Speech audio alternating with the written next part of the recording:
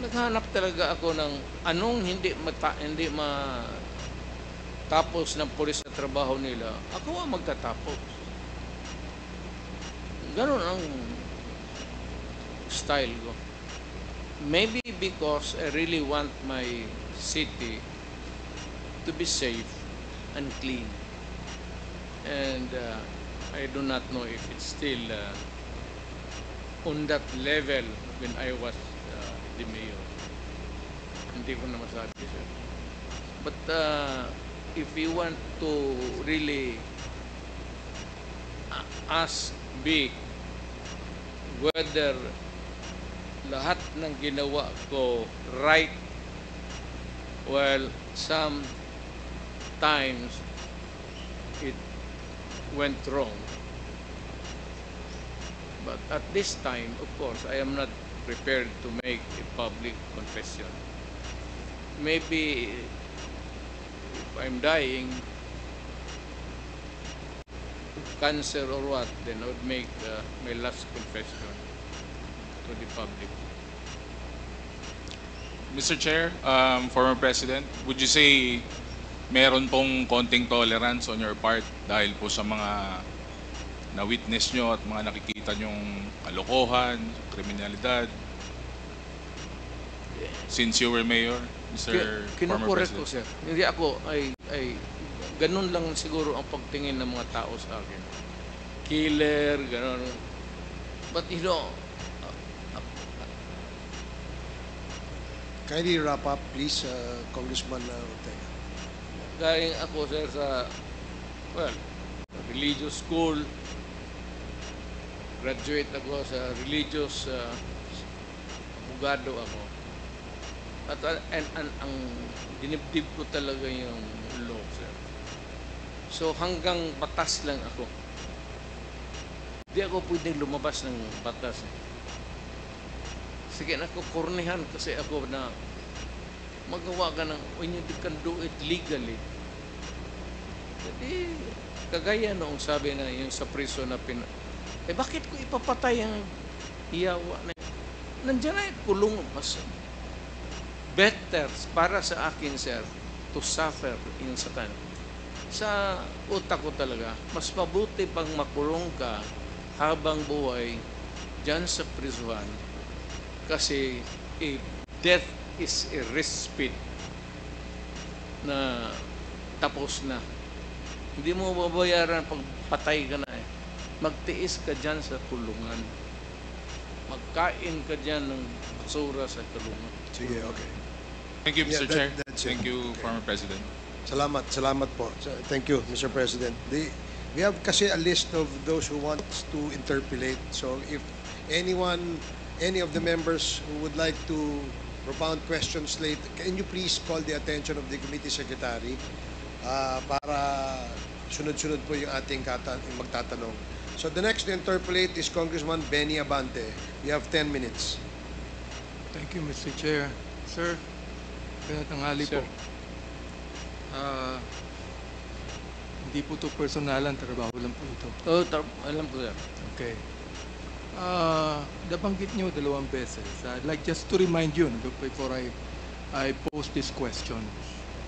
Kasi sinabi niyo kanina, if I go to hell, so be it.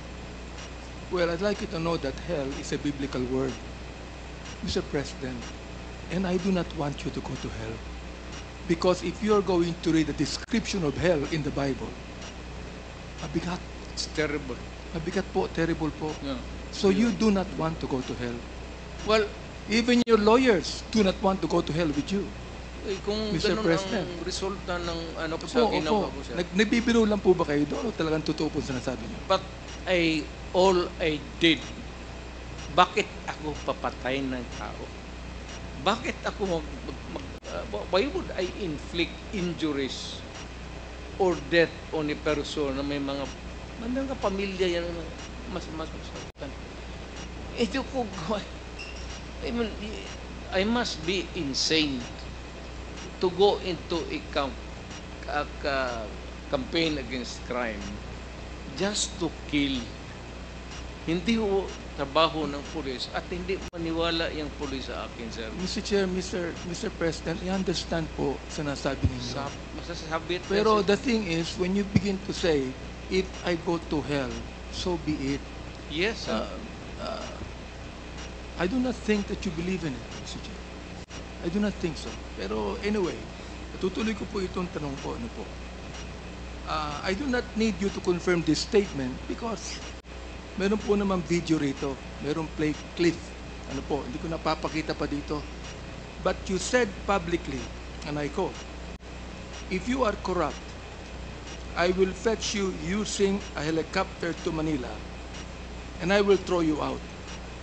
I have done this before. Why would I not do it again? Now, I would like to just mention the words, I have done this before.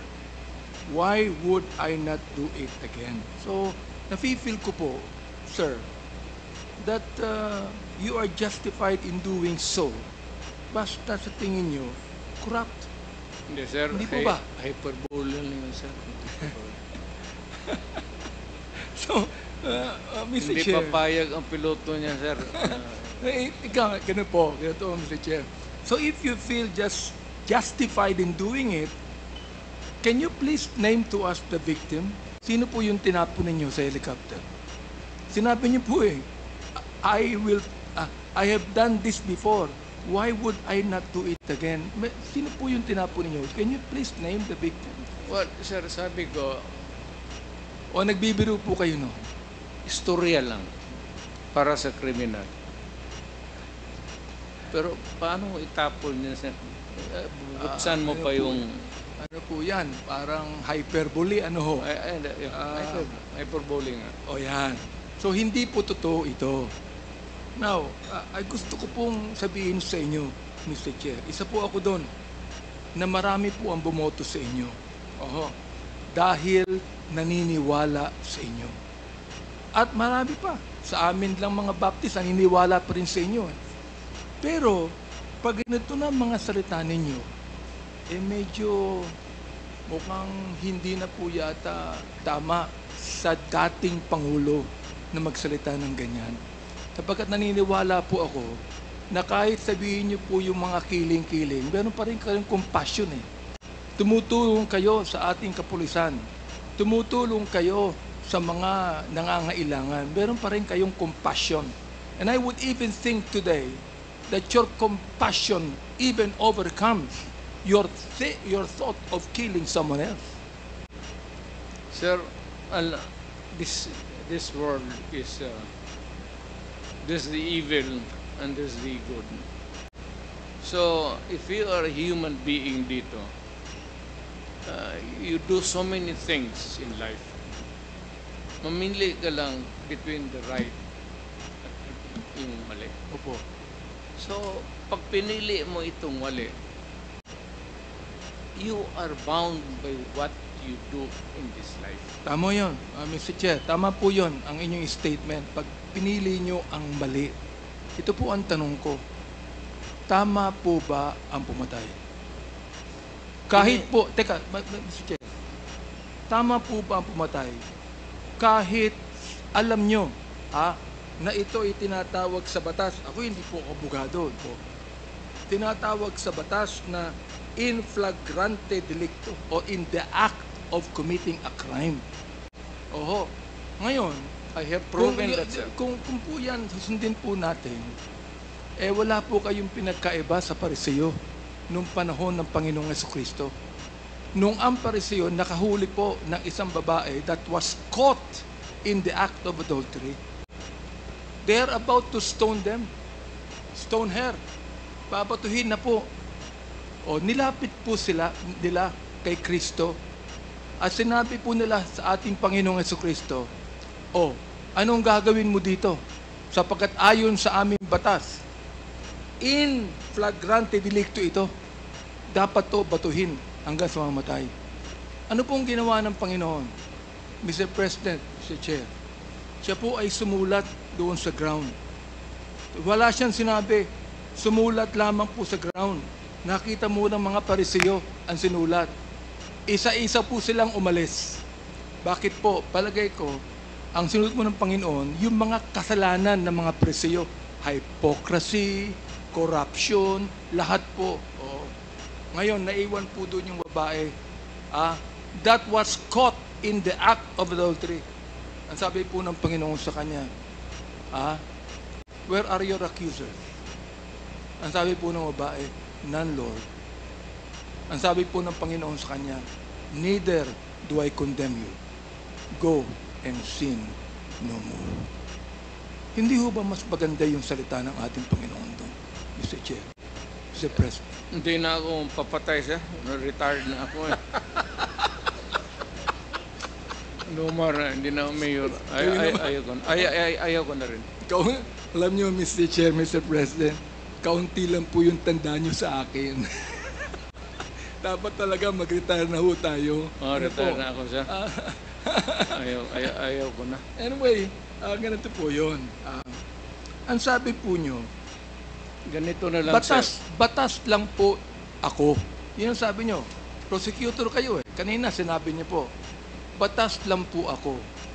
Ano pong batas? Yan po ba yung batas ni Mayor President Duterte o batas po ng Pilipinas? Sir,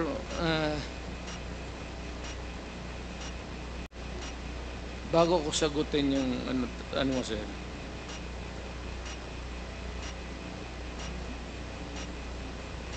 Kung may kasalanan man ako, ayaw kong pumunta ng impyerno. Salamat po. Pastor ko man, sir, tulungan Pero, mo na lang ako Mr. Chair, hindi po ito confessional. Ano po? Ito po ay quadcom hearing. Ipagdasal. Well, of course, you have a dual... ipagdasal mo na lang rin ako, sir, kasi alam mo man talaga na Mr. President, trabaho lang yan. bago niyo po sabihin yan, pinagdadasal ko po kayo. Salamat. Totoo po yun. Totoo po yun. Hindi po dasal na Ama namin, ha? Hindi po dasal na Our Father. Ito po ay dasal coming from the heart. Salamat, Tulad sir. ng aking nabanggit sa inyo kanina, coming from the heart. Opo, ngayon. Sinabi po ninyo rito, mas mabuti pa na makulong ka at maghirap ka sa kulungan. Eh bakit po kayo pumapatay? Mas mabuti pala na makulong tong mga hayop. Itong mga drug lords na ito. O mga drug pushers na ito. Bakit po sinasabi nyo kanina pa na pumatay kayo ng tao? Sana pinakulong lamang po ninyo. Ano po, Mr. Chair? The records of the police will bear me out. Few instances, sir, pero karamihan yan, may hawak talaga ng nang i-confront ko yung mga yan, sila, with the police, of course, kasama ko. Okay, yung sinabi ng kidnapper. So, 3 of them, nasasakyan sila, sir, may carbine. Ako naman, ang hawak ko 45. Yung dalawang pulis na, 3 lang kami. They kidnap a girl. Alam ng kinidnap nila, dinala nila sa Cotabato for 1 month, detained her and repeatedly raped her. 7 of them, and finally went back to Davao City. Tapos sinauli nila yung naghingi sila ng ransom money. Umakyat sila sa bahay, sir, kumain. Totoo ito, it's on record. Kumain pa sila sa bahay ng babae bago pala akong mayor nito. Tapos pagbaba nila, dala-dala nila yung ransom money. Nandoon na ako sa labas. So, hindi ko na sila sinita. Hindi rin yun. Diretso. May kasama kayong pulis. Kasama ko pulis. Pero yung usually, dalawa lang yun, sir. Yung Mr. Chair, naintindihan ko po yun. Siguro, kahit ako, baka gawin ko yun eh. Pero ito po, ayon po sa batas, Mr. Chair. Sinita mo, bubunot talaga yan. Ayon po sa batas, Mr. Chair, kayo po nakakaalam ng batas. Meron po bang authority ang isang public official na bumaril? O yung pong pulis lamang ang dapat bumaril? Anybody, Anybody. any person who is a victim, pulled up ka, may baril ka, lumaban ka, that's self-defense. Any person has the right to defend Himself. himself, his physical being, and his property. Pero ito pong kwento nyo kanina, Mr. Chair, hindi naman nyo dinidepensa ng sarili nyo eh. Hindi naman kayo ang ni-rape eh. Oo, ito po ito. Binaril nyo bigla. Binaril nyo bigla sapagkat alam nyo gumagawa ng krimen. Naunawaan ko po yun. Kahit ako, baka gawin ko eh. Pero ang gusto ko lang po malaman, ayon sa batas, hindi naman nyo dinidepensa ng sarili nyo. Meron po ba kayong karapatang bumaril sa isang kriminal na hindi naman kayo ang target, kundi iba? Kung walang nakatingin, sir, barilin mo na. At ako nang mismo I will appear as your defense counsel. Ito po. Marunong ako dyan, sir. Tagal Ito po akong ba, fiscal. Mr. Chair, hyperbole pa po to. Sinabi po nyo nung kayo ay mayor ng Davao, that you would patrol the streets in your big bike looking for trouble. Sabi nyo. Yeah. Talagang naghahanap kayo ng enkwentro. Walang para makapatay. Yun po ba yun? Hindi sa inosente, sir. Oo. Mga kriminal, bakit ang magawak? Mayor ka, dapat maghanap ka Hindi ng po away. hindi po to hyperbole. Totoo po ito. Kasi looking for trouble eh. Kayo po ay nagbabike looking for trouble. Yes, sir. Oo. Mukhang mali po yata yung ganong salitang looking for trouble, di ba? Siguro mas maganda kung looking for criminals. Tama ho ba? You can for criminals. Yun ang that, mas maganda salita. Para Ano ba? magamit ko yung baril ko, sir. Alam nyo, Mr. Chair, Mr. President, hindi po ako masyadong pushy sa mga tanong ko. Sapagkat malaki pa rin po ang paggalang ko sa inyo. Salamat, sir. Totoo po yun. Oo. Pero ito tingnan nyo, Mr. Chair, Mr. President, ang sabi po ninyo, I would never allow innocent Filipinos to be killed. Sabi nyo kanina, di ba? I would never allow innocent Filipinos to be killed. But then, you said at one time, Hitler massacred 3 million Jews. Let me correct you, Mr. President. Hitler massacred 6 million Jews. Ayan. I stand corrected, sir. There are 3 million, sabi nyo, there are 3 million drug addicts. Hindi po drug lords, Hindi po drug pushers. Drug addicts, there are. I'd be happy to slaughter them. Drug addicts, Mr. Chair, Mr. President. Pwede nyo pang sabihin sa akin ngayon, nung sinabi nyo, I would never allow innocent Filipinos to be killed. Siguro gusto nyo palitan po ito ng drug lords and drug pushers. Yes, sir. Pakipalitan po nyo ngayon. Drug lords and Ayun drug po. pushers, sir. Therefore, nagkamali po kayo nung sinabi nyo drug addict. Tama ka, sir. Salamat I po. stand corrected. Salamat po sa inyong pagtanggap po dito. Kasi gusto ko pong malaman ang inyo pong pananaw po dito eh. Oo, sir. Opo. Tama Ayan. ka, sir. Tama ka, sir. Ayan. Ngayon, ito po. During the Senate hearing, last 28 October 2024, inadmit nyo rin po giving orders to kill criminals. Ito po ang sabi nyo, I can make the confession now if you want. Talagang niyayari ko. Pero wag naman yung mga pulis, kawawa naman sir. Meron akong death squad pero hindi ang mga pulis. Sila din yung mga gangster. Yung isang gangster uutusan ko. Patayin mo yan. Pag hindi mo patayin yan, patayin kita ngayon. Ngayon, ito po ang tanong. Sabi nyo, galit kayo sa kriminal. Hindi po ba? Ba't kayo gumagamit ng gangster? Hindi po ba kriminal din yung gangster? Yes, sir. Pagkatapos niya patayin yung gangster, patayin ko siya. Papatayin nyo rin. Ganun po. Oo. Dapat po, pumatay muna siya Oo. bago nyo patayin. Tapos ko utosang patayin, Oo. patayin ko siya. Nasa batas po ba yon? Patas lang. Nasa batas po ba yon? Wala. Ikaw ay prosecutor, nasa batas po ba yon? Wala. So therefore, bilang prosecutor, hindi nyo ginagawa ang sabi ng Hindi. batas. When I was mayor, when I was Tutor po ako in toto. Talagang, yes, I am bound by the rules. Yes. When I was mayor, I was trying to maintain law and order. But Mr. Chair, Mr. President, when you became mayor, you are no longer a prosecutor. You are now a public official, Mr. President. And therefore, you must uphold the law of the land. Because we do not have a personal policy here. Our policy is a lawful policy. We must always, naniniwala po kayo dyan, correct me if I'm wrong, we must always uphold the Constitution. Hindi po ba? Yes, sir. Ayan. Alam mo, ano pong pagkakaiba nyo si Vigilantes, for example?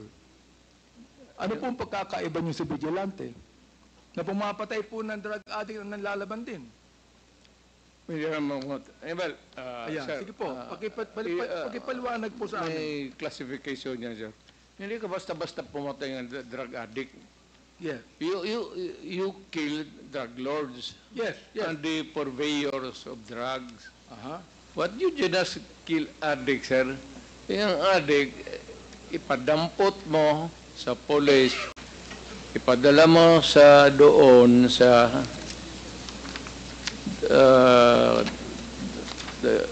rehabilitation center. Sa totoo lang po. Palambin mo ang nanay, tatay na doon mo deliver yung bata. Sa totoo lang po, Mr. Chair, ito because of your pronouncement na shoot them dead, na-embolden po ang ilang mga pulis natin pumatay. Because it was the order of the President himself, who is actually the Commander-in-Chief of the Philippine National Police. So therefore, Mr. Chair, Mr. President, when you said, shoot them dead, it emboldened some of the policemen to kill. Am I right, Mr. Chair? I am saying it again. You Shoot say it them again. dead. All right. Yes, sir. Therefore, Hanggang ngayon. your policy of shooting them dead and the policy of the policemen in killing them is different, because you said in the Senate that it is the policeman that should be accountable for this, not me, because this is just a policy. But Mr. Chair, Mr. President, because of that policy, some of those policemen killed. In fact, Mr. Chair, nung kami po ay nagkaroon ng unang hearing dito ng Committee on Human Rights, meron po kaming inibitahan na 4 na mga SPO4 lang po ito. Mga talagang non-commissioned officer. Nakasama nila ang isang major. Sabi ko sa kanila, nakapatay ba kayo? Ang sabi nila, hindi. Okay. Ngayon tinanong ko, pero gumamit kayo ng baril at bumaril kayo. Ang sabi nila, meron kaming nabaril. Okay. Napatay niyo ba? Hindi po namin sigurado sapagkat marami kaming binaril. Marami kaming nabaril. Ito po yung tanong ko ngayon. Sabi ko, bakit niyo ginawa yan? Anong sabi nila? Ito po ang order sa itaas. Yun po ang sabi. Now, of course, you do not even know that, Mr. Chair, Mr. President. Ito po ang order sa itaas. Tama po ba ang ginawa ng 4 na pulis na yan sa kayo, Pagka Major? lumaban? Hindi po lumaban eh. Hindi. In fact, yung isa buhay po, hindi lang maibitahan dito, ayaw pong pumunta eh. Hindi po tama. that's about the only time that a policeman can legally kill another human being is when he is confronting a criminal and is armed, and it must be commensurate doon sa baril for baril. Oh, ito po. Kung batuta lang ang hawak mo, barilin mo na lang sa Oh. leeg or barilin mo yung paa. Mr. Chair, Mr. President, ito po. According to the data that was given to us by the Philippine National Police, by General Bacay himself, na ang sabi rito, 7,173 pushers were killed. Now, ang sabi po ay nanlaban. Pero gusto namin pumunta ron sa Philippine National Police. Tinan po namin ng crime lab kung paano po nanlaban ito. Ito po ba'y nakipagsuntukan lang? O nagkaratihan lang? O may baril? Bakit po, kung 7,123 pusher ang napatay, ibig sabihin ng laban, dapat meron din pong 7,173 na baril ang nakuha ang Philippine National Police. Tama po ba ako, Mr. Depende, sir. Not really a gun. It could be a knife. Knife. Okay po. It could Knife. be a something that would be lethal. Aha. Tubo or Pero, inamin po ng Philippine National Police na wala silang ganung karaming ebidensya. Oo, ng 7,173. For example, 440 users. Ang sabi nyo kanina, dapat tulungan yan. Dapat rehabilitate po yan. Pareho po tayo ng pananaw dyan. And by the way, Mr. President, naniniwala po ako sa inyo sa war on drugs. Ayaw ko po ng droga. Alam ko po ang magiging kapalit niyan sa mga kabataan. Pero ang hindi ko maintindihan kung bakit kinakailangang mamatay ang more than 20,000 people upang magapila mga drugs. Pero after he became president, Mr. Chair, may drugs pa rin eh. Hindi pa rin po nawawala. Ako'y nagpapasalamat because in your time as president, wala na po yung manufacturing ng shabu sa Pilipinas. Naipasara nyo lahat yan. Ano pong pumalit, Mr. President? Smuggled drugs galing sa China. Lahat po ng mga drugs na yun nagpupunta sa Pilipinas ay smuggled galing sa China o galing kung saan-saan, Mr. President. Yan po yung sinasabi ko sa iyo for your information also. Of course, kayo po ay private citizen na. Eh, hindi nyo po kinakailangan pakialaman yan. Pero Mr. President, alam niyo po naman kami mga congressman, especially now, nung kayo po ay Pangulo ng Pilipinas, nung ako po'y tumulong sa inyo na ma-elect bilang Pangulo, ay hindi po ako congressman. I'm a private citizen. Tumakbo uli ako ng 2019, naging congressman po ako. Alright, sa pang-apat at termino. Ako'y naging minority leader, ako'y naging deputy speaker, panahon niyo po yan, nung kayo nakaupo. Ngayon ako po'y tinalaga bilang chairman ng Committee on Human Rights. Wala tayong magagawa kundi imbestigahan natin lahat ng mga human rights violations. Tama, sir. Pero kayo po ang nagsabi na wala kayong pakialam sa human rights. At bakit po nyo nasabi yun? Hindi man ako empleyado ng human rights office. I'm not trying to be funny. Wala akong pakialam sa human rights. Wala naman ako, hindi ako sa Kongreso, hindi ako member ng whatever. Wala ako, malayo ako sa human rights. So, Mr. wala Chair, akong pakialam. Pwede ko pang sabihin sa inyo na mali kayo. Bakit? Kayo ang Pangulo ng Pilipinas. Meron kayong pakialam sa human rights. Mali kayo ron. Tama ho ba ako? Meron kayong pakialam sa human rights. Hindi lang kami, kundi ang Pangulo ng Pilipinas merong pakialam sa human rights yan. Oo. Kaya pati ang ICC nag-iimbestiga dito. Sabihin ko sa inyo, ako ang unang nagsabi na hindi ako magbibigay ng anumang dokumento sa ICC sapagkat if I do that, then I am surrendering the sovereignty of this country. Correct, sir. I appreciate it. Totoo po yan. Sinabi ko po yan. Oh. Sabi ko, kung gusto nila Believe ako mag-imbestiga, they do it on their own. But not use us in the committee. Opo.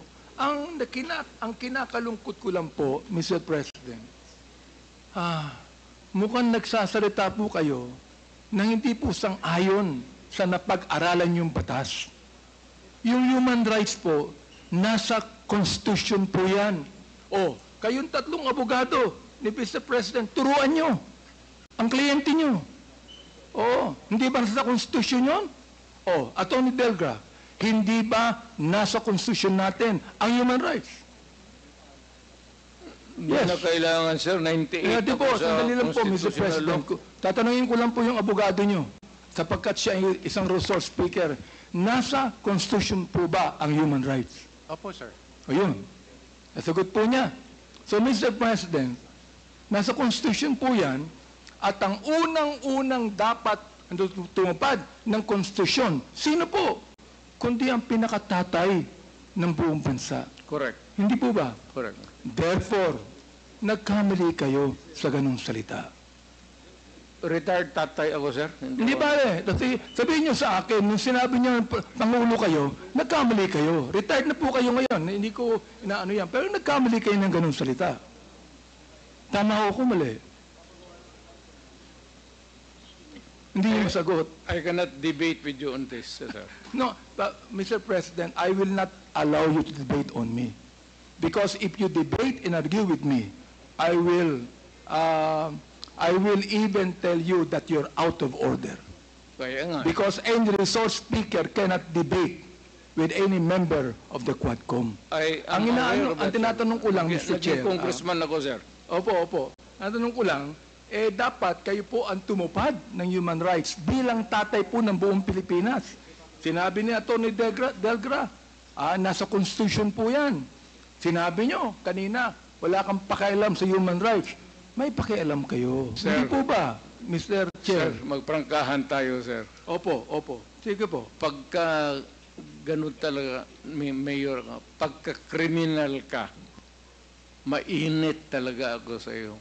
Hindi po yung Pagka nag-rape ka, Mr. Chair, hindi po natin, wala pong problema ron eh. I am not actually, disagreeing with you. I fully agree with you, Mr. Chair, Mr. President. But still, being the President of the Republic, you must be the first man that should uphold the constitutional provision on human rights. Am I right, Mr. Yes. Chair? Yes. I did it. Salamat po at inamin nyo. Ito last question na lang ito. Okay? Ito po, ang napatay na drug lord, 21. Akala ko po ba lahat po ng drug lord dapat patayin? Bakit 21 lamang? Ang pusher, 7,000. Samantalang napakarami pang drug lord na buhay ngayon nasa kulungan. Yun ang pinataktakan ko. Bakit nasa kulungan pa? Sapagkat maraming pera yan? Pwedeng kumuha ng magaling na abogado yan?